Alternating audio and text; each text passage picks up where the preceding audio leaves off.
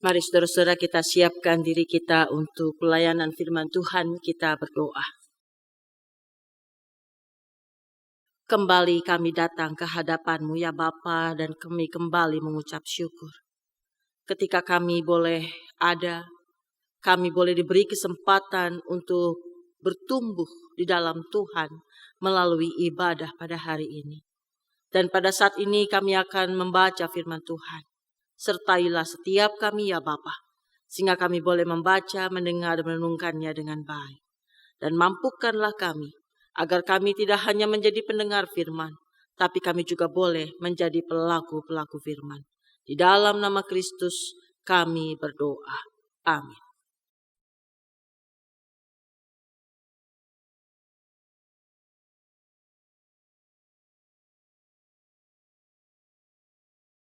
Bacaan pertama dari Kejadian 12, ayat 1 sampai 4.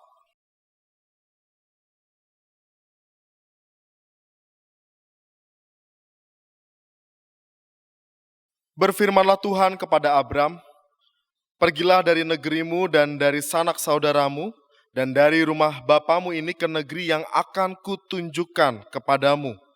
Aku akan membuat engkau menjadi bangsa yang besar, dan memberkati engkau serta membuat namamu masyhur, dan engkau akan menjadi berkat. Aku akan memberkati orang-orang yang memberkati engkau, dan mengutuk orang-orang yang mengutuk engkau. Dan olehmu semua kaum di muka bumi akan mendapat berkat." Lalu pergilah Abram seperti yang difirmankan Tuhan kepadanya, dan Lot pun ikut bersama-sama dengan dia. Abram berumur 75 tahun ketika ia berangkat dari Haran. Demikianlah sabda Tuhan. Syukur kepada Allah.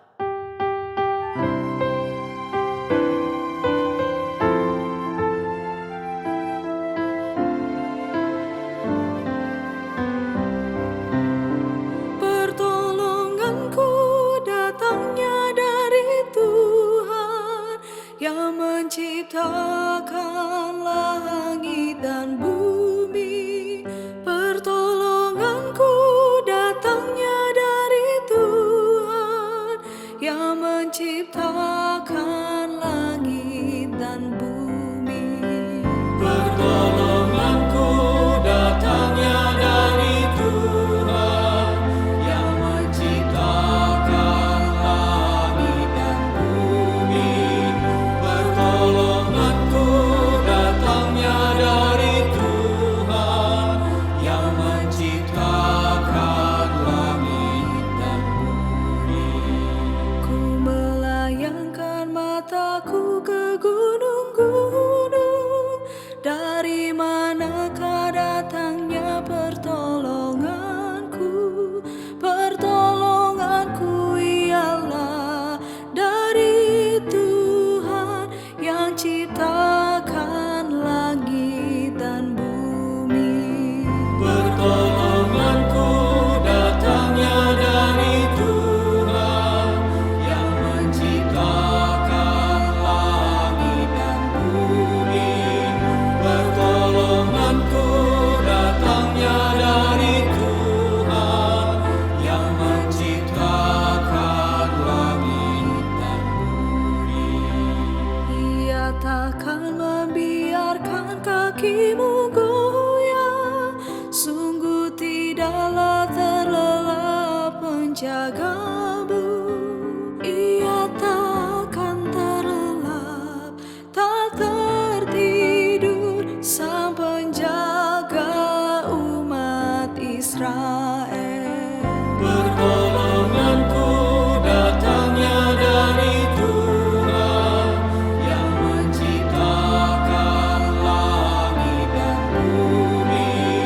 Pertolonganku datangnya dari Tuhan yang menciptakan langit dan bumi.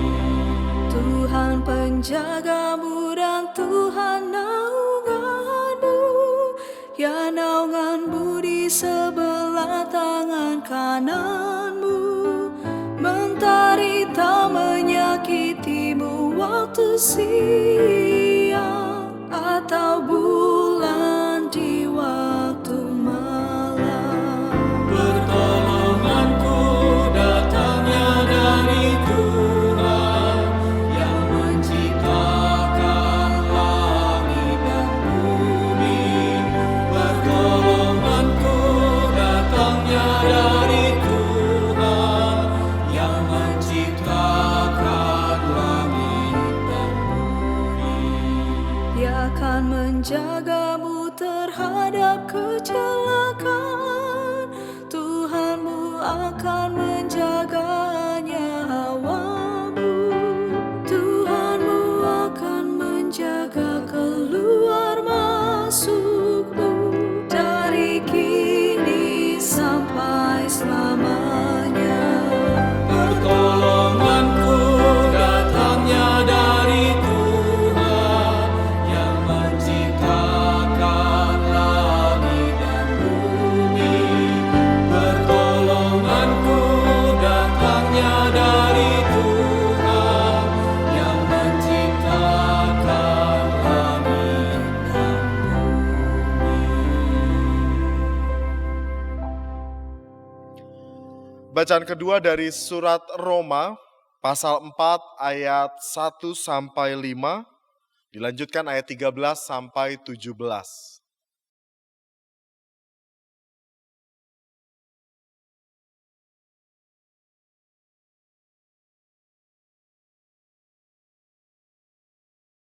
Jadi apakah akan kita katakan tentang Abraham, bapa leluhur jasmani kita? Sebab jikalau Abraham dibenarkan karena perbuatannya, maka ia beroleh dasar untuk bermegah, tetapi tidak di hadapan Allah. Sebab apakah dikatakan nas kitab suci? Lalu percayalah Abraham kepada Tuhan dan Tuhan memperhitungkan hal itu kepadanya sebagai kebenaran.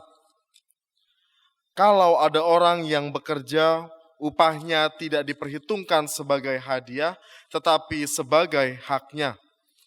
Tetapi kalau ada orang yang tidak bekerja, namun percaya kepada Dia yang membenarkan orang durhaka, imannya diperhitungkan menjadi kebenaran. Ayat 13. Sebab bukan karena hukum Taurat telah diberikan janji kepada Abraham dan keturunannya bahwa ia akan memiliki dunia, tetapi karena kebenaran berdasarkan iman. Sebab jika mereka yang mengharapkannya dari hukum Taurat menerima bagian yang dijanjikan Allah, maka sia-sialah iman dan batallah janji itu. Karena hukum Taurat membangkitkan murka, tetapi di mana tidak ada hukum Taurat, di situ tidak ada juga pelanggaran. Karena itulah kebenaran berdasarkan iman supaya merupakan kasih karunia, sehingga janji itu berlaku bagi semua keturunan Abraham, bukan hanya bagi mereka yang hidup dari hukum Taurat, tetapi juga bagi mereka yang hidup dari iman Abraham. Sebab Abraham adalah bapa kita semua, seperti ada tertulis, engkau telah kutetapkan menjadi bapa banyak bangsa, di hadapan Allah yang kepadanya ia percaya, yaitu Allah yang menghidupkan orang mati dan yang menjadikan dengan firman-Nya apa yang tidak ada menjadi ada. Demikianlah sabda Tuhan. Syukur kepada Allah.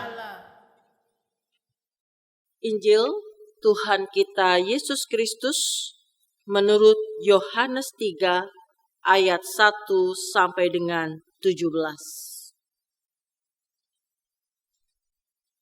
Adalah seorang Farisi yang bernama Nikodemus, seorang pemimpin agama Yahudi. Ia datang pada waktu malam kepada Yesus dan berkata, "Rabi, kami tahu bahwa engkau datang sebagai guru yang diutus Allah, sebab tidak ada seorang pun yang dapat mengadakan tanda-tanda yang engkau adakan itu, jika Allah tidak menyertainya." Yesus menjawab, katanya, "Aku berkata kepadamu, sesungguhnya jika seorang tidak dilahirkan kembali, ia tidak dapat melihat kerajaan Allah."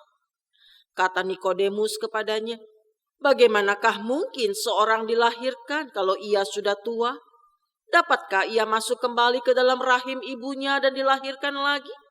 Jawab Yesus, aku berkata kepadamu, sesungguhnya jika seorang tidak dilahirkan dari air dan roh, ia tidak dapat masuk ke dalam kerajaan Allah. Apa yang dilahirkan dari daging adalah daging, dan apa yang dilahirkan dari roh adalah roh. Janganlah engkau heran, karena aku berkata kepadamu, kamu harus dilahirkan kembali. Angin bertiup kemana ia mau, dan engkau mendengar bunyinya. Tetapi engkau tidak tahu dari mana ia datang dan kemana ia pergi. Demikianlah halnya dengan tiap-tiap orang yang lahir dari roh. Nikodemus menjawab, katanya, bagaimanakah mungkin hal itu terjadi? Jawab Yesus, engkau adalah pengajar Israel dan engkau tidak mengerti hal-hal itu. Aku berkata kepadamu, sesungguhnya kami berkata-kata tentang apa yang kami ketahui dan kami bersaksi tentang apa yang kami lihat, tetapi kamu tidak menerima kesaksian kami. Kamu tidak percaya waktu aku berkata-kata dengan kamu tentang hal-hal duniawi. Bagaimana kamu akan percaya kalau aku berkata-kata dengan kamu tentang hal-hal sorgawi? Tidak ada seorang pun yang telah naik ke sorga selain daripada Dia yang telah turun dari sorga, yaitu Anak Manusia. Dan sama seperti Musa meninggikan ular di padang gurun, demikian juga Anak Manusia harus ditinggikan, supaya setiap orang yang percaya kepadanya beroleh hidup yang kekal. Karena begitu besar kasih Allah akan dunia ini, sehingga ia telah mengaruniakan anaknya yang tunggal, supaya setiap orang yang percaya kepadanya tidak binasa, melainkan beroleh hidup yang kekal. Sebab Allah mengutus anaknya ke dalam dunia, bukan untuk menghakimi dunia, melainkan untuk menyelamatkannya oleh Dia. Demikianlah Injil Yesus Kristus. Berbahagialah setiap kita yang mendengarkan firman Allah dan yang memeliharanya. Hosana. Hosana, Hosana, Hosana.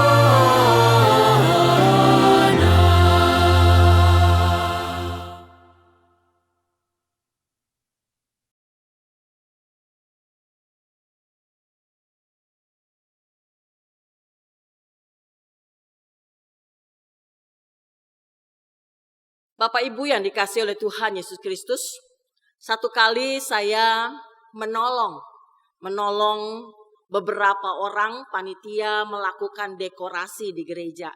Bukan dekor yang ini, bukan saudara-saudara.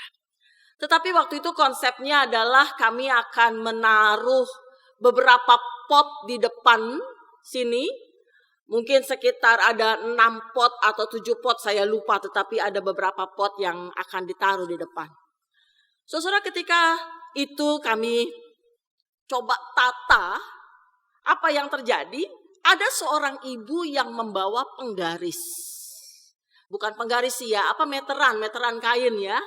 Lalu apa yang terjadi adalah dia mulai mengukur dengan meterannya. Satu ukuran sini dia taruh 1 pot, lalu dipasi ukuran berikutnya sekian lagi 1 pot. Saya melihat dan saya bingung. Kenapa pakai diukur, Bu? Nggak usah diukur, taruhnya kira-kira saja. Biarlah itu ditaruh sedemikian rupa, walaupun tidak sama ukurannya. Saya katakan kepada ibu itu, it's okay. Tidak sama, tidak apa-apa. Lalu seorang ibu yang lain bilang begini, dia langsung dekati saya dan dia cowel saya dan dia bilang ini, udah Bu Angeline, biarkan saja. Ibu itu memang adalah orang yang sangat simetris. Lalu saya pun diam dan mengangguk-ngangguk, saudara-saudara. Dan saya membayangkan ketika dia menaruh bunga dan itu harus simetris. Bentuknya, ukurannya itu harus sekian senti dan seterusnya. Saya berpikir, ampun ya simetris sekali. Pulang ke rumah, sesampai di rumah saya kebetulan melihat televisi.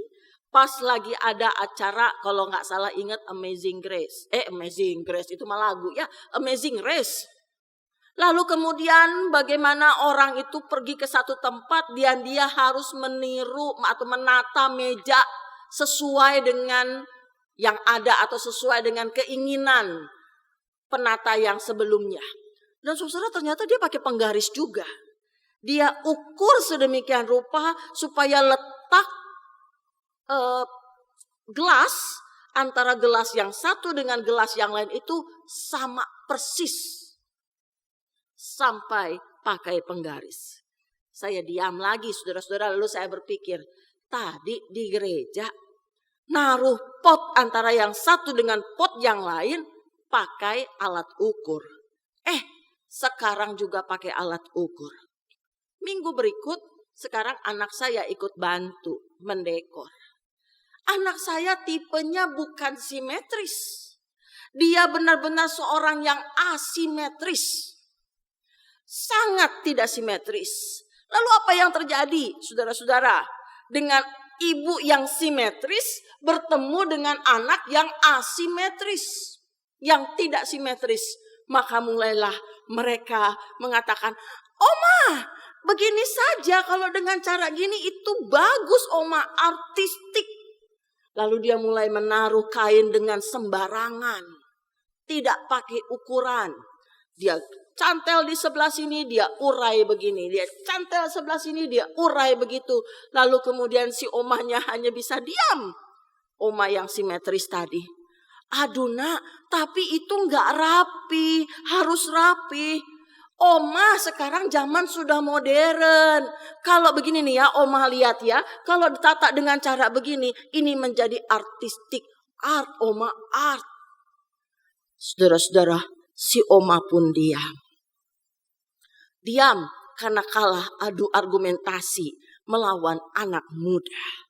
Saudara dikasih Tuhan, bisa dibayangkan ketika satu sudut pandang yang kita yakini sedemikian rupa adalah baik, yang kita yakini sedemikian rupa adalah sesuatu yang benar, sesuatu yang pokoknya harus begini, tiba-tiba kita berhadapan dengan satu sudut pandangan yang baru, yang berlawanan dengan apa yang selama ini sudah kita pegang. Kira-kira perasaan si Oma ini seperti apa? Kira-kira perasaan dia seperti apa ketika dia mempertahankan simetris tadi dengan ukur panjang antara satu pot dengan pot yang berikutnya, lalu berhadapan dengan orang asimetris yang asal taruh aja gitu ya, dan kemudian mengatakan ini adalah art dan ini adalah indah. Saya membayangkan hati dia berkecamuk, mau marah anak pendeta, ya. Enggak marah tapi mengganggu. Saya membayangkan hati dia kacau balau. Tetapi kemudian dia diam. Dia diam dan kemudian dia mengikuti gaya anak muda. Dan saya memperhatikan mulai saat itu dia tidak bawa-bawa alat ukur meteran kain yang kemudian dia ukur sana sini gitu ya. Tapi saudara-saudara, saya membayangkan tadi sebuah pergumulan, sebuah kekacauan yang terjadi di dalam hati ketika orang bertabrakan atau orang diperhadapkan pada sesuatu yang baru. Dan apa reaksi yang akan yang muncul ketika seorang tadi bertabrakan atau berbenturan dengan sesuatu yang baru? Saya membayangkan orang yang mengalami ini, satu bisa aja sikap cuek. Bodoh amat. Bodoh amat, pokoknya yang saya pahami ini adalah benar. Pokoknya menurut saya simetris itu benar, titik. Lu salah, saya benar gitu ya. Dan kemudian dia tetap jalan dengan apa yang dia pahami. Dan dia tidak mempedulikan yang lain. Tapi bisa juga ada orang yang ketika diperhadapkan dengan situasi yang seperti ini, dia mulai merasa gelisah. Apa iya ya? Selama ini saya salah. Apa iya ya, ternyata tidak selalu yang asimetris itu tidak indah. Apa iya ya, dan ini menimbulkan kegelisahan di dalam dia. Dan bisa saja orang menjadi stres gara-gara hal itu. Tetapi ada juga orang yang kemudian mencari tahu supaya dia lebih tahu. Kalau gitu apa sih yang dimaksud dengan asimetris? Lalu dia mulai mempelajari seperti apa itu dekor yang asimetris. Saudara-saudara yang dikasih Tuhan Yesus Kristus, perasaan yang terakhir inilah yang nampak di dalam bacaan kita yang ketiga atau bacaan Injil. Bayangkan, seorang Farisi yang memiliki jabatan spiritual sebagai pemimpin agama Yahudi. Dikatakannya dalam ayatnya yang pertama adalah seorang Farisi yang bernama Nikodemus, seorang pemimpin agama Yahudi. Bukan cuma sekedar memimpin ada di atas, tetapi juga disebutkan dalam ayat yang ke-10 adalah seorang pengajar Israel. Seorang pengajar, seorang guru atau disebut juga seorang rabi. Dan ketika seorang rabi, seorang guru, seorang yang memiliki jabatan spiritual sebagai pemimpin agama, tentunya ia memiliki nilai-nilai, ia memiliki sesuatu yang dia yakini adalah sebuah kebenaran. Karena itulah yang ia ajarkan. Pemahaman yang dia pegang, dia ajarkan ini, tiba-tiba dia mendengarkan satu pengajaran lain yang disampaikan oleh Tuhan Yesus dengan cara yang sangat luar biasa. Dikatakan di dalam bacaan kita, ayatnya yang kedua, Rabi, kami tahu bahwa engkau datang sebagai guru yang diutus Allah, sebab tidak ada seorang pun yang dapat mengadakan tanda-tanda yang engkau adakan itu jika Allah tidak menyertainya. Dia sudah punya pemahaman, dia sudah punya pemegangan, tiba-tiba sekarang dia mendengarkan sebuah pengajaran yang disampaikan oleh Tuhan Yesus dengan cara yang sangat luar biasa, yang dikatakan adalah memiliki tanda-tanda yang didapatnya atau diutus oleh Allah. Gelisah, ragu, dan itu mulai muncul di dalam diri Nikodemus. Maka tidak heran kalau dikatakan pada malam hari dia datang kepada Yesus. Malam hari diam-diam dia datang menjumpai Tuhan Yesus. Guru, engkau adalah orang yang diutus Allah. Bagaimana caranya supaya dan seterusnya mendapatkan kehidupan kekal dan seterusnya. Lalu Tuhan kemudian menjelaskan engkau harus dilahirkan kembali dan seterusnya. Saudara-saudara, percakapan yang terjadi antara Tuhan Yesus dengan Nikodemus membuatnya mengalami satu hal yang baru. Ada sebuah rasa yang baru muncul di dalam Nikodemus. Ada sesuatu proses yang mulai berubah. Tadinya aku meyakini pemahaman ini. Sekarang pemahaman ini bergeser menjadi satu pemahaman yang baru. Pemahaman di mana ia harus dilahirkan kembali. Bapak Ibu, apakah prosesnya mudah? Tidak. Proses yang dilalui Nikodemus ini bukanlah proses yang mudah. Bayangkan ya. Ia yang memiliki pemikirannya sendiri, sudut pandang sendiri, pemahaman sendiri. Sekarang dia mendapatkan satu pemahaman yang baru. Sampai dia salah paham terjadi. Mana mungkin orang sudah tua masuk lagi dan untuk dilahirkan kembali. Proses yang tidak mudah, saudara-saudara. Tetapi yang menarik adalah bagaimana Nikodemus membuka dirinya, dia membuka hatinya, dia membuka pemikirannya untuk menerima satu pengajaran Tuhan. Dia mau mendengarkan, dia mau belajar lebih dalam, dan itu membuat dia semakin mengenal Kristus. Mungkin pada awalnya dia cuma tahu.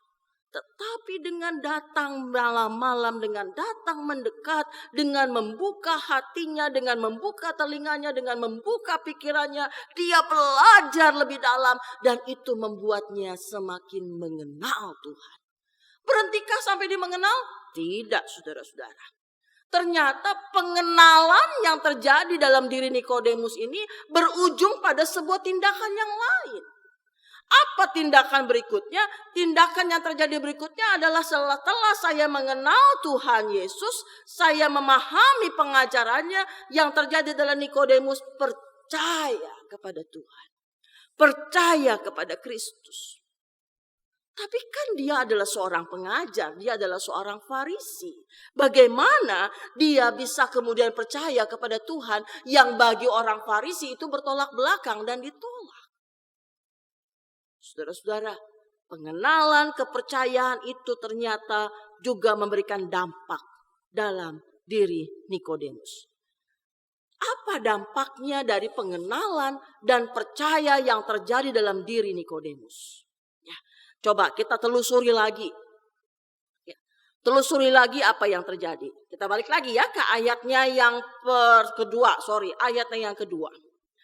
Ia datang pada waktu malam kepada Yesus. Artinya pada waktu malam ini menunjukkan ada yang bilang sebuah keraguan-raguan dalam diri Nikodemus. Ada penafsir yang mengatakan rasa takut. Ya, rasa takut yang mencekam tadi ya, karena dia adalah seorang pengajar Yahudi, lalu datang menemui Yesus, takut ketahuan gitu ya.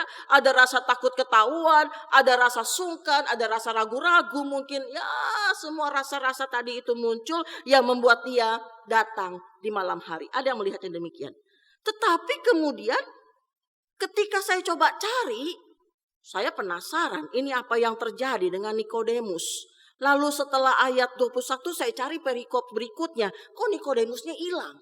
Ya, ini kemana si Nikodemus ini? Apa yang terjadi sama Nikodemus? Apa yang terjadi pada Nikodemus setelah dia mengenal Tuhan dan percaya kepada Tuhan? Saya menemukannya di dalam pasal 7 Bapak Ibu. Di dalam pasal 7 dari Injil Yohanes. Pasal 7 ayatnya yang ke 50. Lembaga Alkitab Indonesia memberi judul Yesus dibela oleh Nikodemus, ya. Nah, dalam perikop ini diceritakan bagaimana kemudian para imam-imam dan orang Farisi ini kemudian bercakap-cakap terkait tentang Yesus yang dilaporkan oleh penjaga. Lalu dalam ayat 50, Nikodemus, seorang dari mereka yang dahulu telah datang kepadanya, berkata kepada mereka, apakah hukum Taurat kita menghukum seseorang sebelum ia didengar dan sebelum orang mengetahui apa yang telah dibuatnya? Saudara-saudara, maksudnya apa? Ternyata yang tadinya malam-malam datang, sekarang Nikodemus berani berdiri dan kemudian membela Tuhan Yesus. Walaupun mungkin tidak secara langsung, tapi bagaimana dia berani membela Tuhan Yesus di tengah-tengah orang-orang yang dalam tanda kutip menuduh atau juga tidak suka pada Tuhan Yesus. Berani maju. Ada satu perubahan dalam diri Nikodemus. Dari yang tadinya takut, yang tadinya adalah penuh dengan keraguan-raguan, yang mungkin penuh dengan kegelisahan, sekarang dia berani berdiri dan dia berani menyampaikan pendapatnya tentang Tuhan di tengah-tengah teman-temannya yang adalah orang Farisi. Lalu kemudian saya menemukan lagi, di mana lagi ada Nikodemus, ternyata dia muncul kembali di dalam pasal 19. Dari Injil Yohanes. Pasal 19 ayatnya yang ke-39. Injil Yohanes pasalnya yang ke-19 ayatnya yang ke-39. Juga Nikodemus datang ke situ. Dialah yang mula-mula datang waktu malam kepada Yesus. Ia membawa campuran minyak mur dengan minyak gaharu kira-kira 50 kati beratnya. Nikodemus datang ke situ. Dia adalah yang mula-mula datang waktu malam kepada Yesus setelah ia mati. Artinya apa lagi? Bagaimana Nikodemus sekarang datang secara terang-terangan. Ya, secara terang-terangan dia datang menghampiri kubur Yesus. Bukan untuk ngelihat, beneran mati. Tuh ya, udah ya mati. Tidak, tetapi dia bawa mur, dia bawa minyak mur, dia bawa minyak gaharu. Untuk apa? Untuk memulasar, untuk membalut, untuk membalurkan jenazah Tuhan Yesus. Melakukan sesuatu, menunjukkan dia adalah murid Tuhan. Kembali saudara-saudara. Apa yang terjadi ketika seorang mengenali dan kemudian percaya kepada Kristus? Nikodemus memberikan satu contoh yang sangat luar biasa. Ada perubahan. Ada perubahan di dalam diri Nikodemus yang tadinya khawatir, yang tadinya cemas, yang tadinya takut, yang tadinya ragu-ragu. Sekarang dia berani membela. Sekarang dia berani menunjukkan bahwa dia adalah murid Tuhan Yesus. Maka ketika ini kemudian mulai dikenakan kepada diri kita. Bagaimana dengan kita, Bapak Ibu? Apakah kita juga sudah mengenal Tuhan sedemikian rupa? Atau jangan-jangan selama ini kita hanya sekedar tahu, oh ya Yesus itu adalah Tuhan. Oh ya Yesus itu adalah juru selamat. Tetapi apakah sungguh kita mengenal Dia secara pribadi? Apakah sungguh kita mengenal Yesus di dalam kehidupannya, di dalam pengajarannya? Apakah kita sungguh berusaha mencari Tuhan, berusaha mengenal Tuhan dengan sikap hidup kita? Apa yang terjadi ketika gereja misalnya mengatakan, mari Bapak Ibu kita datang ke gereja karena ada pemahaman Alkitab?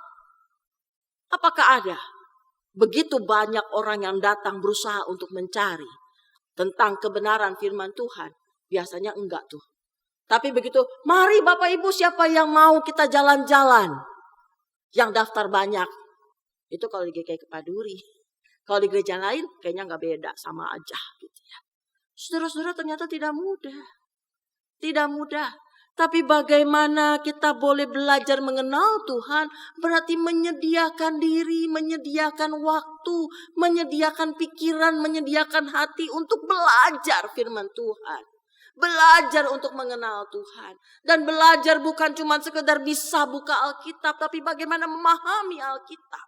Dan menjadikannya bagian dari utuh kehidupan kita. Lalu setelah kenal apa? Nikodemus mengatakan, belajar dari Nikodemus, setelah mengenal, maka yang berikutnya adalah percaya kepada Kristus. Percaya kepada Kristus bukan cuma sekedar, oke, aku percaya Dia adalah Tuhan. Oke, aku percaya Dia adalah juru selamat. Tapi mempercayakan diri kita kepada Tuhan. Mempercayakan hidup kita kepada Tuhan. Dan itu menjadi nampak di dalam kehidupan kita. Nampaknya bagaimana, Bu? Nampak seperti Nikodemus. Ada perubahan nyata di dalam kehidupan kita. Ada satu perubahan. Dulu kita adalah orang yang seperti ini. Sekarang kita harus lebih baik daripada yang dulu. Ada perubahan yang seharusnya kelihatan dalam diri kita. Sehingga orang mengenal dan orang tahu. Ini adalah orang yang percaya kepada Tuhan. Saudara yang dikasih Tuhan, kenali Tuhan. Belajar untuk mengenali Tuhan dengan berusaha terus menerus mencari Tuhan, membaca firman, mengenali Alkitab, mengenali firman Tuhan, lalu kemudian percayalah kepadanya. Dan ketika kita percaya, perubahan akan nampak dalam kehidupan kita. Inilah yang boleh menjadi perenungan kita di Minggu Prapaskah yang kedua ini. Ketika kita boleh belajar bagaimana Tuhan sudah terlebih dahulu mengasihi kita. Tuhan menolong kita. Amin.